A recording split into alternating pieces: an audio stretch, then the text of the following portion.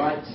I had a few snide comments about the lack of imagination in my title, but at least there won't be any surprises, and nobody likes surprises. So I'm Tom Fresher. I work for Select Statistics, which is a statistical consultancy company. I'll tell you a bit more about them in a moment. So my background, I did an MSc in statistics and then a PhD, then a couple of academic jobs. I then worked for ATAS Sports, that Grace told you about a few minutes ago, and then moved to Select. Actually, I'm going to that one to say a bit about what Select are. So we're a full consultancy company. The bulk of our work is providing statistical data analysis and statistical advice. We also provide training courses in statistics, and we can do research projects if there's a problem that doesn't have a standard solution, then we can develop something novel. We've been going since 2012. We're quite small, there's only 4 of us, but we also have a network of freelance statisticians who we sometimes refer work to if we can't manage it, because we're too busy at that time. We're based in Exeter. We have clients all across the UK, and actually we only physically meet about half of our clients. Most of our communication with them is done remotely.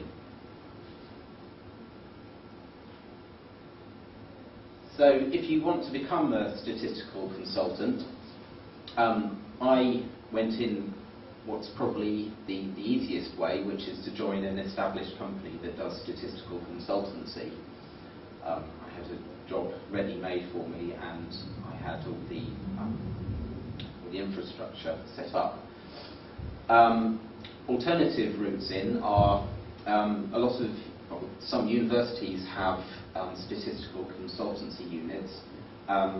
Sometimes they operate a bit like just a private consultancy company, except that they're affiliated to the university. But often they're more of a front desk to refer consultancy projects to academics who already work within the university. CRO, which is a clinical or contract research organisation, they do specialist consultancy work for the pharmaceuticals industry. A more difficult, potentially more difficult way to do consultancy is to work as a freelancer. That's got obvious benefits and flexibility, but the drawbacks are you have to find all your own work. Or you could go the whole hog and start your own company. Let's go to that one now. Okay, so some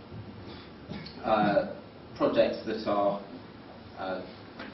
typical isn't a great word because each project is unique, but these are some recent work that we've done.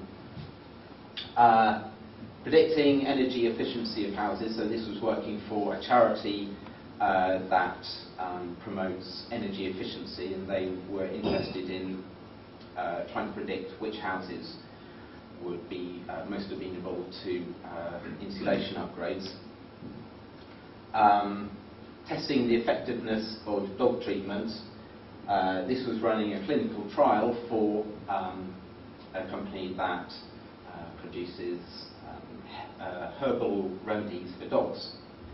So we designed the trial, they ran it, and then we analysed the data that they came up with.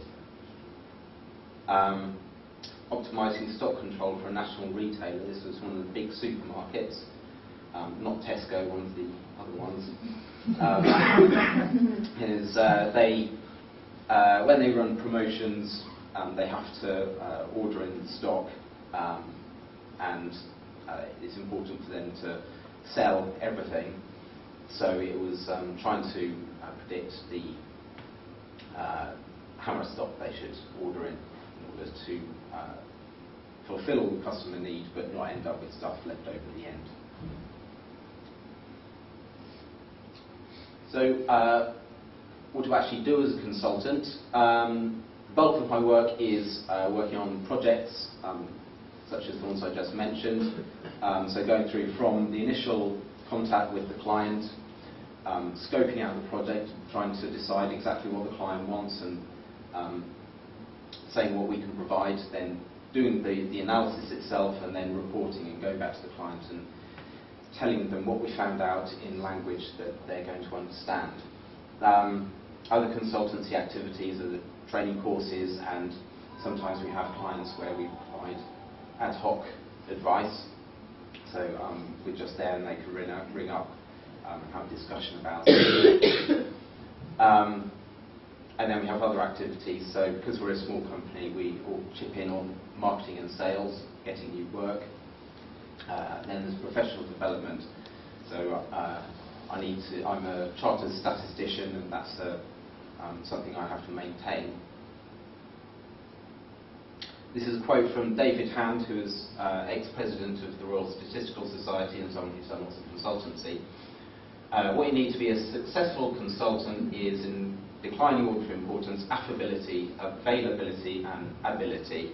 So I think the point here is that your ability, your statistical expertise is only one part of the job, and actually working with the client and getting a good client relationship is just as important. I wouldn't necessarily say that it's more important. I think that all of those things are very important in the job. Availability, so often clients want work done at very short notice, they want something done for tomorrow.